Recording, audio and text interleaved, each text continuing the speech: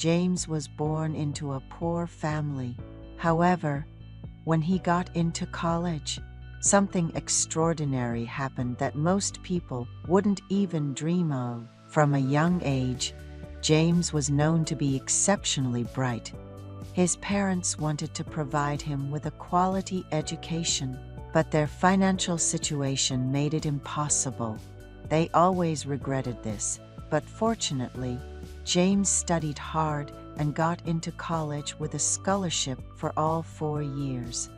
Since the college was located in a region far from James's home, he had to move away.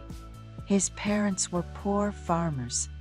They called his uncle, who lived near the school. The uncle, a successful businessman in the area, had always been fond of James since he was a child. He happily invited James to stay with him, as he had plenty of rooms in his house, though James felt a bit awkward about it. Given his parents' situation, he decided to stay with his uncle. The uncle had married early, but had a son late in life, who was a high school student. James offered to tutor his cousin, and decided to look for tutoring jobs as soon as possible. His aunt, named Emily, was a year older than his mother, and exuded confidence and ease from her financial independence. She was also beautiful and looked much younger than her age. One day, when James went home, he saw Emily in a pretty dress, looking at herself in the mirror after shopping. The beautiful sight of Emily that day was unforgettable.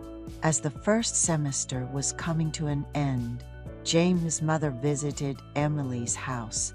She felt guilty for not being able to provide for her son and brought some money she had saved from a good season in agriculture, saying, "Brother, let me treat you properly today. I've been too busy to take care of my son. Thanks to you, I could work with peace of mind." Emily responded, "I was so surprised at how wonderfully James has grown up. Our son's grades have improved a lot since he started learning from James."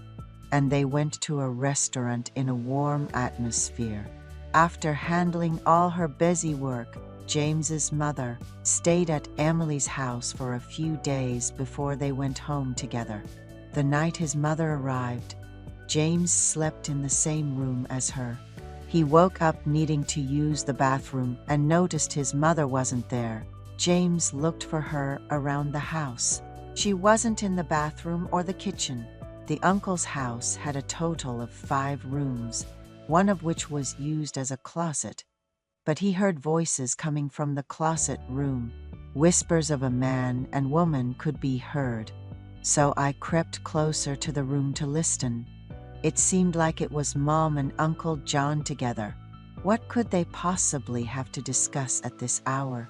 I perked up my ears, and Mom was saying, "I've missed you so much. I should have come earlier, I'm sorry." And Uncle John said, "You've become so beautiful, haven't you? I'll ask James to go shopping at Emily's so you can eat lots of delicious food and stay for a long time." I involuntarily covered my mouth. Mom laughed. "Brother, how can our little one be so healthy? He really takes after us. Haha." And the strength drained from me as I returned to my room. My heart was a mess. Seeing Mom like this and realizing she and Uncle John weren't just close, I was utterly confused. I barely made it through classes that day and came home to find Mom had already left, even though she had said we would go home together. Did Mom realize I saw her with Uncle John? I wanted to tell Emily about what happened last night, but I just couldn't bring myself to do it. I turned on my computer to do some homework, but I couldn't focus at all. I greeted Uncle John when he came home from work, but deep down, I wanted to confront him about his relationship with my mom. Yet I forced myself to hold back. I tried to calm myself and sat down at my desk again. With my mind in turmoil, I couldn't do anything and went to open the bathroom door, only to find Emily showering. "Oh dear, I forgot to lock the door," she said, crouching down. I silently closed the door and went back to my room. After that day, I couldn't meet Emily's eyes. However, Emily, being kind and easygoing, treated me just like before. "Emily, I forgot to knock. I'll make sure to knock next time," I said. And Emily replied, "It's okay. Not locking the door was my big mistake," as she prepared dinner. Uncle John had gone to work, and my cousin wouldn't be back from tutoring until 11 p.m. Emily asked if I had plans for the evening.